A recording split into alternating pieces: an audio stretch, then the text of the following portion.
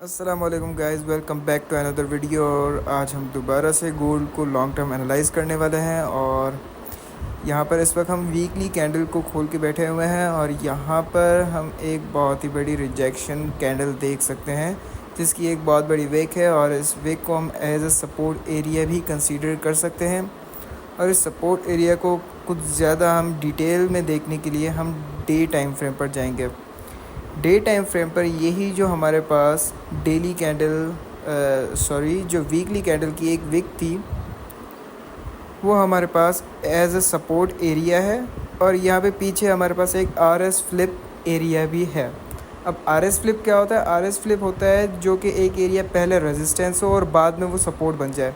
किस तरह, वो मैं आपको दिखाता हूँ। ये एक रेजिस्टेंस एरिया था, ठीक है। यहाँ से मार्केट ने एक ड्रॉप दिया और एक सपोर्ट एरिया क्रिएट किया।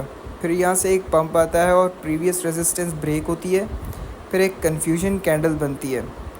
ये आप बीच में देखें, एक कन्फ्यूजन कैंडल जिसे डॉजी भी कहा जाता है। इसका हाई जो विक है, विक का जो हाई एरिया है वो ब्रेक होता है। यहाँ पे इंडिकेट होता है कि बायर्स पावर में आ गए, ठीक है। अब जो पीछे आर एस फ्लिप एरिया था, ठीक है, ये वाला, ये as a support area use हुआ।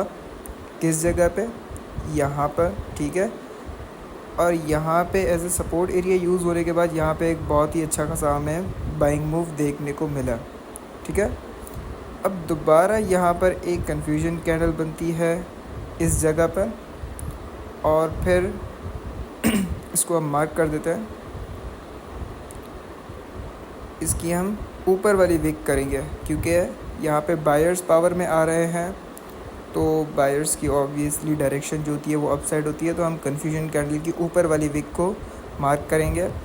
और यहाँ पर पीछे वाली कंडीशन में मार्केट ने आर एस फ्लिप को एक बार सपोर्ट एरिया यूज़ किया, बट नेक्स्ट टाइम जहाँ पे कन्फ्यूजन कैंडल बनी, ठीक है, जो अभी हमने देखी, इस एरिया को मार्केट ने 2 बार as a support area use किया है, ठीक है।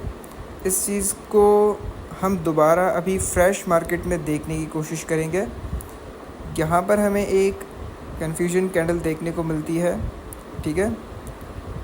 अब हम इससे दोबारा बार बार इसलिए फाइंड आउट कर रहे हैं क्योंकि यहाँ पे कन्फ्यूजन कैंडल जब भी ब्रेकआउट होता है उसकी एक्यूरेसी बहुत ज़्यादा होती है, ठीक है। एक बार यहाँ पे as a support area use हुआ और थोड़ा आगे चल के एक बार फिर से यही area as a support area use हुआ जहाँ पे एक बाइंग मूव आया। और ये बाइंग मूव पीछे वाले बाइंग मूव से बहुत बड़ा था, ठीक है।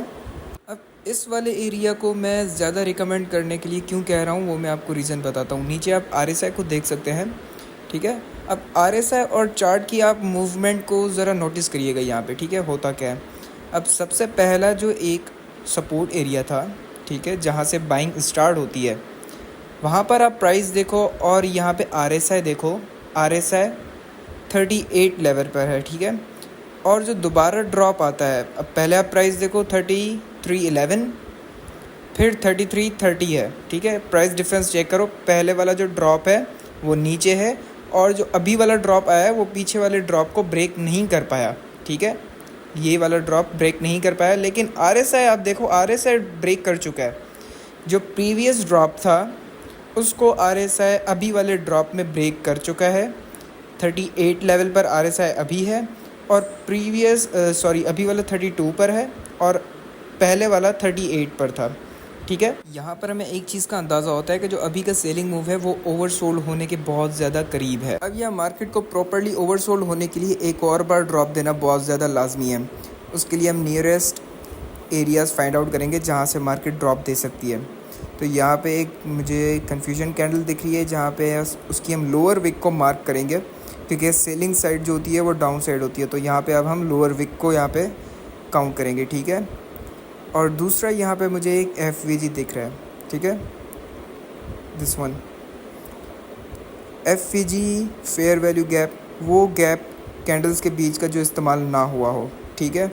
अब यहाँ पे मैं FVG को ज़्यादा रिकमेंड करूँगा। देखें यहाँ पे हमारी एंट्री नहीं है, इस FVG पे हम एंट्री नहीं लेंगे। ये मैं आपको इसलिए बता रहा हूँ क्योंकि मार्केट में एक और ड्रॉप आना लाजमी है ताकि मार्केट ओवरसोल्ड हो और उसके बाद मार्केट में एक अच्छा पंप आ सके, बाइंग साइड का पंप, ठीक है। और वो हमें किस तरह मिलेगा, मार्केट एफ तक जाए और एफ के बाद एक ड्रॉप आए, ठीक है। ड्रॉप कहाँ तक आए, जहाँ पे हमने कन्फ्यूजन कैंडल का मार्क लगाया हुआ था H4 में ही, जहाँ से हम अपनी एंट्री एक्सपेक्ट कर रहे हैं इस वाले एरिया से, ठीक है। यहाँ तक इसमें ड्रॉप आएगा और ये जो ड्रॉप आएगा बिल्कुल इसी जगह पर हम अपनी एंट्रीज़ को एग्जीक्यूट करेंगे 314.21, ठीक है। और फिर यहाँ से एक पंप आएगा जहाँ से हमारी बाइंग स्टार्ट होगी और हम अपने टारगेट्स की तरफ जाएंगे। अब देखिए टारगेट्स किस तरह से होंगे, हमें टीपी के साथ साथ एसएल भी हमें फाइंड आउट करना है, ठीक है। तो स्टॉप लॉस को हम किस तरह से अपना मैनेज करेंगे, सबसे पहले तो मैं आपसे कहूँगा कि आपने अपने रिस्क मैनेजमेंट के हिसाब से चलना है, लेकिन टेक्निकली यहाँ पे एक एफवीजी है, ठीक है, जो कि एफवीजी यूज़ नहीं हुआ। पॉसिबल है मार्केट इस एफवीजी के अंदर आए, लेकिन हम अपनी एंट्री वहीं पर ही 3314 पर रखेंगे और स्टॉप लॉस हम इस एफवीजी के नीचे रखेंगे 3293 पर। और इसी तरह से जैसे हमने अपना एसएल प्लॉट किया, हम अपनी टीपी भी रखेंगे और हमारा टेक प्रॉफिट होगा H4 की जो ऊपर रिजेक्शन कैंडल है इस वाले एरिया पर, ठीक है। अब यहाँ पे टारगेट मैं आपसे क्यों रखने का कह रहा हूँ उसका हम रीज़न फाइंड आउट करते हैं। यहाँ पे ऊपर एक रिजेक्शन कैंडल है H4 में, जहाँ पे सेलर्स का बहुत ज़्यादा पोटेंशियल था और यहाँ पे एक अच्छी खासी सेलिंग आई है 3431, ठीक है। इस वाले लेवल पे हम अपनी टीपी रख सकते हैं, ठीक है। और यहाँ पे एक बहुत ही ज़्यादा रिजेक्टेड एरिया था, इसलिए मैं आपसे कह रहा हूँ कि आप अपना टारगेट यहाँ तक रखिएगा, इससे ज़्यादा एक्सीड नहीं करिएगा। उसके बाद यहाँ पे एक मुझे डिमांड जोन दिख रहा है जो मैं अभी मार्क कर रहा हूँ, ठीक है। अब इस डिमांड जोन को मार्क करने का क्या मकसद है वो मैं आपको बता रहा हूँ। अब ये वाले एरिया से पॉसिबल है मार्केट इस वाले एरिया को ब्रेक करके मार्केट का जो ऑल टाइम हाई था 3500 वाला, ठीक है, पॉसिबल है मार्केट वहाँ तक जाए। अब ये किस तरह से पॉसिबल है वो मैं आपको बताता हूँ। देखें ऑल टाइम हाई कौन सा था वो हम नोट कर लेते हैं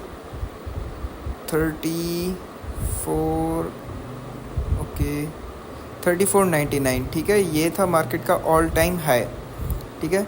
अब यहाँ पे क्यों मैं कह रहा हूँ कि 3499 तक मार्केट जाएगी, देखिए यहाँ पे एक रिजेक्शन एरिया था, इस रिजेक्शन एरिया से पॉसिबल है मार्केट में एक ड्रॉप आए, ठीक है। ड्रॉप कहाँ तक आएगा, नियरेस्ट डिमांड जोन। और नियरेस्ट डिमांड जोन कौन सा था जो हमने मार्क किया और जहाँ से हमने 3499 तक का टारगेट रखा हुआ है, वहाँ तक पॉसिबल है मार्केट ड्रॉप दे इस पॉइंट तक, ठीक है। अब ये मार्केट का कमिंग स्ट्रक्चर हो सकता है, लेकिन हमने जो अपना टारगेट सेट करना है वो हमें 3431 तक ही करना है, इससे ज़्यादा एक्सीड नहीं करना। उसका रीज़न ये है कि ज़्यादा ग्रीड में भी नहीं जाना, ठीक है। अब मैं आपको प्रॉपर सेटअप बताता हूँ कि आपने ट्रेड करनी किस तरह से है, ठीक है। ये एरिया जो होगा ये आपका होगा जहाँ पे आप अपनी बाय की एंट्री एग्जीक्यूट करोगे, ठीक है। और ये कौन सा एरिया है और यहाँ पे प्राइस क्या होगी मार्केट की वो मैं आपको दिखाता हूँ। इसको आप नोट डाउन कर लो 3314, ठीक है। और इसी के नीचे 3293.77 ये होगा हमारा स्टॉप लॉस, जहाँ पे अपना हम एसएल रखेंगे। और उसके बाद जो हमारा टारगेट होगा, जो हमारी टीपी होगी, वो 3499 नहीं होगा, वो बहुत ही ज़्यादा लॉन्ग टर्म है। उस चीज़ को हम नेक्स्ट वीडियो में और ज़्यादा कंफर्म करेंगे जब हमारे रीसेंट टारगेट्स 3431 वाले कंप्लीट हो जाएंगे, ठीक है। ये हमारी होगी टीपी। इस तरह से हमें अपनी एंट्रीज़ को लेके चलना है। इंशाल्लाह टारगेट हिट होने के बाद हम दोबारा रिजल्ट्स की वीडियो बनाएंगे और कमिंग मूव को भी प्रेडिक्ट करेंगे। और पॉसिबल है कि बहुत जल्द एक कंप्लीट टेक्निकल एनालिसिस की एक सीरीज़ है जिसमें आप टेक्निकल एनालिसिस सीख पाएंगे और आपसे वो वीडियोस मिस ना हो जाएं, इसलिए चैनल को सब्सक्राइब करें और साथ में बेल आइकन को भी दबा दें ताकि आपको उन वीडियोस का नोटिफिकेशन साथ साथ मिलता रहे। इंशाल्लाह नेक्स्ट वीडियो में मिलेंगे, तब तक के लिए अल्लाह हाफ़िज़।